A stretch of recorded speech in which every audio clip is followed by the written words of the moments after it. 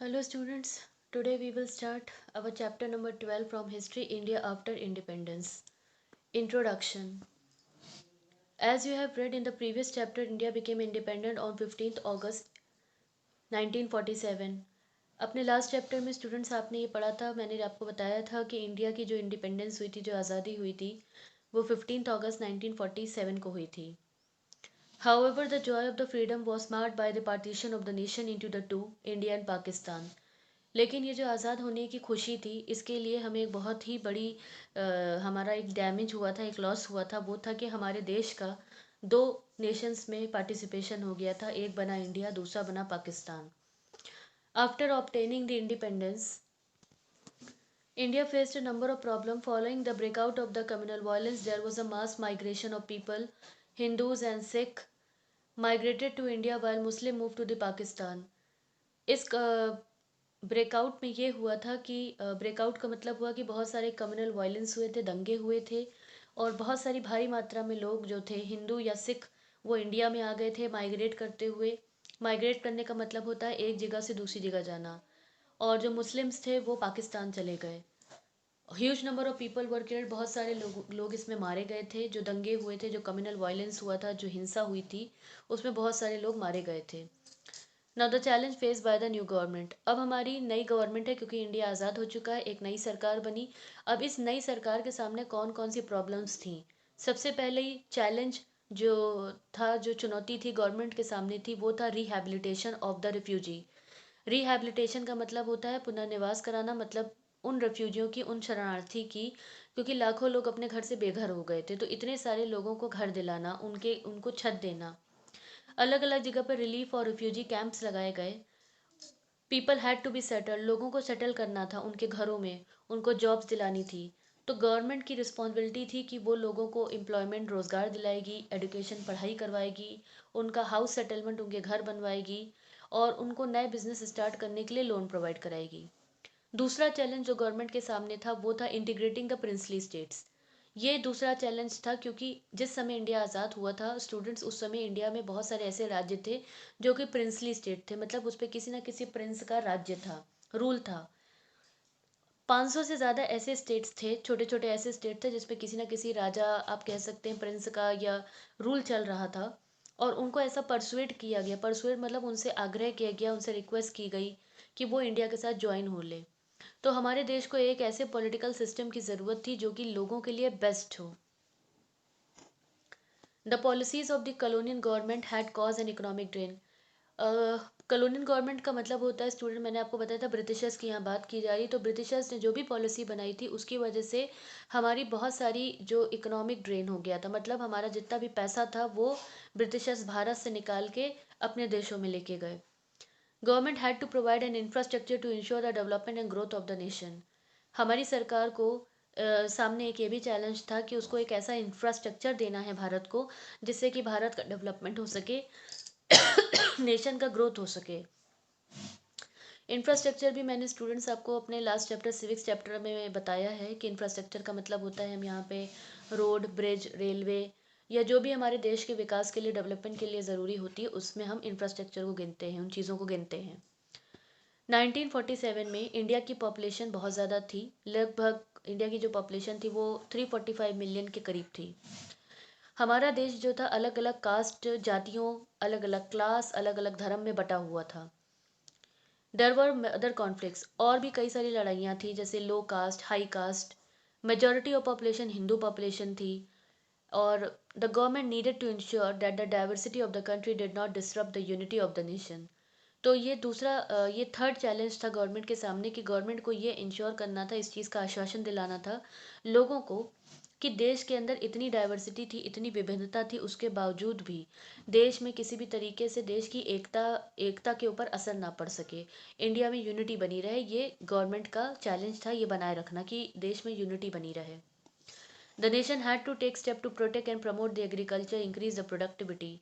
तो हमारे नेशन को बहुत सारे स्टेप्स लेने थे, किस चीज़ के, कि एग्रीकल्चर को बढ़ावा दिया जा सके, प्रोडक्टिविटी, पैदावार ज़्यादा से ज़्यादा हो सके, नई नई जॉब्स को क्रिएट किया जा सके बाय प्रमोटिंग द इंडस्ट्री. नई तरीके की इंडस्ट्रीज़ को प्रमोट करके नई नई जॉब्स को क्रिएट करना. They were face with the task of lifting the mass out of the poverty. साथ ही साथ गवर्नमेंट के सामने ये भी चैलेंज था लोगों को गरीबी से बाहर निकालना। ensuring that the fruits of economic development reach the people equally। साथ ही साथ लोगों को ये भरोसा दिलाना कि ये जो इकोनॉमिक डेवलपमेंट हो रहा है, आर्थिक विकास हो रहा है, इसका फ़ायदा हर इंसान को मिलेगा, इक्वल मिलेगा। And did not create a fresh division, और किसी भी तरीके से लोगों के बीच में बंटवारा या डिवीजन ना हो सके। For example between the rich and poor and the city and the country side, मतलब अमीर हो गरीब हो, शहर में हो या शहर के बाहर हो, सबको बराबर इक्वल सारा इकोनॉमिक डेवलपमेंट का फ़ायदा मिले। Next topic, integration of princely state. अब जो प्रिंसली स्टेट्स थे उनको इंटीग्रेशन मतलब उनको साथ में कैसे जोड़ा जाएगा। इंडिपेंडेंस के टाइम में 500 से ज़्यादा प्रिंसली स्टेट्स इंडिया में थे, उनका अलग अलग साइज था, अलग अलग उनका स्टेटस था। The option of their either becoming a part of India और पाकिस्तान, उन प्रिंसली स्टेट्स के सामने एक ऑप्शन रखा गया कि या तो वो पाकिस्तान के साथ चले जाएं या तो वो इंडिया के साथ जुड़ जाएं, या फिर इंडिपेंडेंट या मतलब आज़ाद तौर पे अपना राज्य खुद चलाएं। If the princely state had chosen to act according to their whim there would have been chaos in the country. तो अगर प्रिंसली स्टेट अपने अकॉर्डिंग काम करते, अपने अपने अनुसार अपना राज्य चलाते, तो उसकी वजह से हमारे देश में बहुत सारी प्रॉब्लम्स हो सकती थी। It was largely due to the effort of the Sardar Vallabhbhai Patel, the first Home Minister of India, and his deputy VP Menon, along with the some help from Lord Mountbatten, that most of the states were persuaded to sign the instrument of accession with India and unite with the nation। क्योंकि अगर princely states को ये मौका दिया जाता कि वो अपने आप सारा काम करें तो कंट्री में क्योस का मतलब हो गया बहुत सारी दिक्कतें आ सकती थी। तो सरदार वल्लभ भाई पटेल जो कि हमारे देश के पहले होम मिनिस्टर थे, उनके एफर्ट्स की वजह से उनकी उनके एफर्ट्स की वजह से ये हुआ, उन्होंने काफ़ी प्रयास किया। साथ ही साथ इनके इस प्रयास में वीपी मेनन ने भी उनकी सहायता की, और जो लॉर्ड माउंटबेटेन थे उन्होंने भी सहायता करी कि जितने भी प्रिंसली स्टेट्स हैं वो इंडिया के साथ जुड़ जाएं, वो इंस्ट्रूमेंट ऑफ एसेशन के ऊपर साइन करें और इसको साइन करके वो भारत के साथ जुड़ जाएं, ताकि देश की एकता यूनिटी बनी रहे। This agreement acknowledge the central authority over the three area, defence, external affair and communication. इस एग्रीमेंट में तीन तरीके से हम अथॉरिटी मान सकते हैं ये जो एग्रीमेंट था आपका इंस्ट्रूमेंट ऑफ एक्सेशन। तो इस इंस्ट्रूमेंट ऑफ एक्सेशन में ये इस समझौते में हम कह सकते हैं तीन तरीके के एरियाज थे, डिफेंस हो गया, एक्सटर्नल अफेयर हो गया और कम्युनिकेशन हो गया। प्रिंसली स्टेट्स को अलाउ किया गया, उनको ये परमिशन दी गई कि वो अपने टाइटल अपने पास रख सकते हैं, and were either offer the generous privy purses.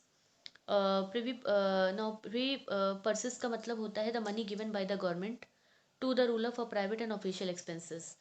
ये एक तरीके का पैसा होता है जो कि सरकार जो है वो राज्य के रूलर को, राजा को देती है, ताकि वो अपने प्राइवेट खर्चे और अपने ऑफिस के खर्चों को निकाल सके। तो प्रिंसली स्टेट्स को ये अलाउ किया गया कि वो अपने टाइटल अपने पास रख सकते हैं, उनको इस तरीके का पैसा मिलेगा, and given the prestigious sinecures. और साथ ही साथ सिंक्योर का मतलब हो गया that, job that you are paid for even though they involve little or no work, मतलब एक तरीके से आप ज़्यादा योगदान नहीं भी करेंगे तब भी आपको प्रेस्टिजियस तौर पे कुछ पैसा दिया जाएगा। तो ये सारे फायदे प्रिंसली स्टेट्स को गवर्नमेंट ने दिए। लेकिन इनमें से भी तीन स्टेट्स ऐसे थे स्टूडेंट्स जो कि इंडिया के साथ नहीं जुड़े। नंबर 1 था जूनागढ़, नंबर 2 था हैदराबाद और नंबर 3 था कश्मीर। जूनागढ़ जो था वो गुजरात का एक छोटा सा प्रिंसली स्टेट था, और यहाँ की ज़्यादातर जितनी भी पॉपुलेशन थी स्टेट की वो हिंदू थी। लेकिन यहाँ का जो रूलर था वो नवाब था, मुस्लिम था। लोग ये चाहते थे, गुजरात के जो जूनागढ़ के लोग थे वो ये चाहते थे कि वो इंडिया के साथ ज्वाइन हो ले, इंडिया के साथ हो लें। But the nawab wanted to join Pakistan, लेकिन जूनागढ़ के जो नवाब थे वो पाकिस्तान के साथ जुड़ना चाहते थे। और फिर फाइनली 1947 में नवाब फ्लड टू पाकिस्तान। जूनागढ़ के नवाब जो थे वो पाकिस्तान चले जाते हैं, and a plebiscite was held in which the majority of the population voted in the favour of joining the India. Plebiscite का मतलब होता है एक तरीके की ये वोटिंग होती है, देश के लोगों की वोटिंग की जाती है किसी इंपॉर्टेंट इशू के ऊपर, उसे हम पब्लिसाइट कहते हैं। तो यहाँ पे वोटिंग हुई और मेजॉरिटी ऑफ पॉपुलेशन ने ये कहा कि वो भारत के साथ जुड़ना चाहते हैं। तो इस तरीके से जूनागढ़ जो था, जो गुजरात का स्टेट था, वो इंडिया के साथ जुड़ गया क्योंकि एक प्रिंसली स्टेट था। दूसरा स्टेट था हैदराबाद। हैदराबाद एक ऐसा स्टेट था जहाँ का जो हैड अ मुस्लिम रूलर, और यहाँ पर जो रूलर था वो मुस्लिम था, लेकिन पॉपुलेशन जो थी यहाँ की हैदराबाद की वो हिंदू थी। The Nizam of the Hyderabad wanted to remain independent. Nizam of Hyderabad ये चाहते थे कि वो इंडिपेंडेंट आज़ाद तौर पे अपनी स्टेट को चलाएं। वो किसी के साथ भी जुड़ना नहीं चाहते थे। लेकिन फिर बाद में भारतीय ट्रूप्स की एक आर्मी या टुकड़ी कह सकते हैं, उनको बुलाया गया और 1948 में हैदराबाद को इंडिया में मर्ज कर दिया गया, जोड़ दिया गया। तीसरा स्टेट हमारे सामने था कश्मीर। कश्मीर में जो मुस्लिम मेजॉरिटी, मतलब इस स्टेट में, कश्मीर राज्य में ज़्यादातर मुस्लिम लोग रहते थे, लेकिन यहाँ का जो रूलर थे वो हिंदू थे। उनका नाम था हरि सिंह। इन्होंने डिसाइड किया कि ये ना ही इंडिया के साथ जुड़ेंगे और ना ही पाकिस्तान के साथ जुड़ेंगे, और ये इंडिपेंडेंट तौर पे अपना राज्य का काम करेंगे, चलाएंगे।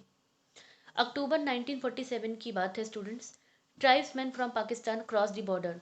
कुछ ट्राइब लोग ने क्या किया, पाकिस्तान के बॉर्डर को क्रॉस किया और कश्मीर में घुस गए। King turn to India.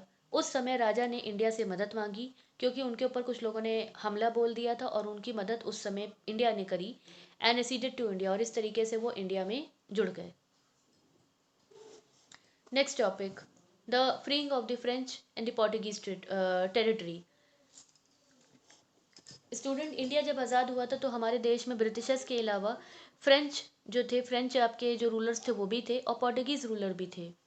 कुछ टेरिटरीज इंडिया की जो थी वो फ्रेंच और पोर्टुगीज रूलर्स के अंडर में आती थी। जैसे कि फ्रेंच टेरिटरी के अंदर जो फ्रेंच जो कॉलोनीज जो यहाँ पर बन चुकी थी इंडिया के अंदर, उनके पास हमारा पौंडीचेरी, माहे, करिकाल, यनम और चंदोर नगर था। इन्हें फ्रेंच ने इंडिया को 1954 में लौटा दिया। उसी तरीके से पोर्टुगीज कॉलोनीज भी भारत में थी। जैसे कि पोर्टुगीज कॉलोनीज जो इंडिया में थी वो कौन कौन सी थी? दमन एंड दीव, गोवा, दादर नागर हवेली। आज के टाइम पे ये हम जानते हैं ये हमारी यूनियन टेरिटरी है। तो ये हिस्सा जो था ये था पोर्टुगीज कॉलोनीज के अंदर, मतलब इन एरियाज पे पोर्टुगीज ने अपनी कॉलोनीज को बना रखा था। पोर्टुगीज ने मना कर दिया, रिफ्यूज कर दिया कि वो एरिया भारत को नहीं देंगे। फिर 1954 में दादर नागर हवेली को इंडियन ट्रूप्स, मतलब इंडियन आर्मी या उनकी टुकड़ी की सहायता से छुड़वा लिया गया, और उसी तरीके से गोवा और दमन दीव को भी आज़ाद करवा लिया गया 1961 में। These territories were given the status of union territory. बाद में इनको यूनियन टेरिटरी का दर्जा दे दिया गया।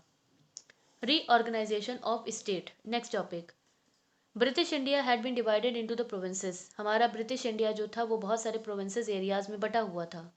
इन 1920 INC had promise, Indian national Congress ने ये प्रॉमिस किया था कि जो मेजर लिंग्विस्टिक ग्रुप है, लिंग्विस्टिक का मतलब होता है भाषा, जो भाषा के आधार पे जो ग्रुप्स बने हुए हैं उनको अपना अलग से एक तरीके से उन्होंने प्रॉमिस किया था कि उनको अपना राज्य मिलेगा, मतलब भाषा के आधार पे राज्य का बनना। Many people were sorely disappointed when the Congress reneged on their promises. बहुत सारे लोग जो थे इस बात से काफ़ी डिसअपॉइंट हो गए थे, निराश हो गए थे, क्योंकि कांग्रेस जो थी अपने वादे पे खरी नहीं उतर पाई थी। जगह जगह पे प्रोटेस्ट होने लगा, मतलब नारेबाजी होने लगी। द स्ट्रॉन्गेस्ट प्रोटेस्ट और सबसे ज़्यादा जो नारेबाजी हुई वो कहाँ से आई? तेलुगु स्पीकिंग प्रोविंसेस, जो तेलुगु भाषा का इस्तेमाल करते हैं उन एरियाज से आने लगी। What was then the Madras presidency, और वो एरिया कौन सा था? मद्रास। सेंट्रल गवर्नमेंट को मजबूरन यहाँ की डिमांड को मानते हुए, इस डिमांड को मानते हुए कि भाषा के आधार पर राज्य को बनाना पड़ा, और डिमांड बनी और क्रिया बन गया, आपका एक नया राज्य बना जिसका नाम पड़ा आंध्र, विच letter became the Andhra Pradesh. उसके बाद उसका बाद में नाम पड़ा आंध्र प्रदेश। तो आंध्रा स्टेट जो था आपका 1 अक्टूबर 1953 को बनाया गया। किस बेस पे बना? इसका आधार क्या था? भाषा, लिंग्विस्टिक स्टेट, मतलब भाषा के आधार पे राज्य का बनना। इसके बाद इंडिया में हमने बहुत सारे लिंग्विस्टिक स्टेट्स देखे हैं जो बनते चले गए, जैसे कि after this other linguistic communities, और इस जब आंध्रा बन गया, क्योंकि तेलुगु भाषा बोलने वाले लोगों ने डिमांड की और सेंट्रल गवर्नमेंट ने उनकी डिमांड को माना, और तेलुगु भाषा बोलने वाले लोगों के लिए आंध्र एक नया स्टेट बना दिया, राज्य बना दिया। तो जो दूसरी लिंग्विस्टिक कम्युनिटीज थी, दूसरी जो भाषा बोलने वाली जो कम्युनिटी समुदाय थे, वो भी डिमांड करने लगे कि उनको भी अपना राज्य चाहिए, अपनी राज्य चाहिए जहाँ पे उनकी भाषा ज़्यादा बोली जाती है। The state reorganization commission was set up. तो इसके लिए स्टेट रीऑर्गेनाइजेशन कमीशन को सेटअप किया गया 1956 में। नए नए स्टेट्स को बनाया गया, क्रिएट किया गया, नए नए राज्यों को बनाया गया। These included the linguistic state, और ये जो नए राज्य बन रहे थे ये क्या थे? लिंग्विस्टिक स्टेट थे, मतलब भाषा के आधार पे राज्य बनाए जा रहे थे। फॉर द पीपल, किस तरह के लोगों के लिए? जो तमिल भाषा बोलते हैं, मलयालम भाषा बोल रहे हैं, कन्नड़ भाषा बोल रहे हैं, तेलुगु भाषा, आसामी, उड़िया, बंगाली। तो इस तरीके से अलग अलग लैंग्वेज के बोलने वाले लोगों के लिए राज्य को बनाया जा रहा था। The large Hindu speaking area of the north India was to be broken up into the several state. और जो हमारा नॉर्थ इंडिया, जहाँ पे ज़्यादातर हिंदी बोलने वाले लोग होते हैं, वहाँ पर भी क्या हुआ, अलग अलग सेवरल स्टेट, राज्य बन गए, छोटे छोटे राज्य अलग अलग बन गए हिंदी भाषा बोलने वाले। 1960 में, 1960 में बॉम्बे जो है हमारा, उसको भी डिवाइड किया गया। The state of Bombay was divided, Bombay को डिवाइड किया गया सेपरेट स्टेट्स में। क्यों? क्योंकि मराठी और गुजराती बोलने वाले लोग अलग अलग थे। 1966 में पंजाब को भी डिवाइड किया गया 3 पार्ट में। एक उन लोगों के लिए जो पंजाबी भाषा बोलते हैं, एक वो लोग जो हरियाणी भाषा बोलते हैं, उनके लिए हरियाणा बना, और हिंदी स्पीकर और हरियाणवी बोलने वाले के लिए हरियाणा बना, और हिमाचल प्रदेश उनके लिए बना जो पहाड़ी भाषा का यूज़ करते हैं। तो इस तरीके से अलग अलग लिंग्विस्टिक भाषा में बात करने वाले लोगों के लिए अलग अलग राज्य को बनाया गया, मतलब on the basis of the language different states were established by the government. That's for today. Thank you.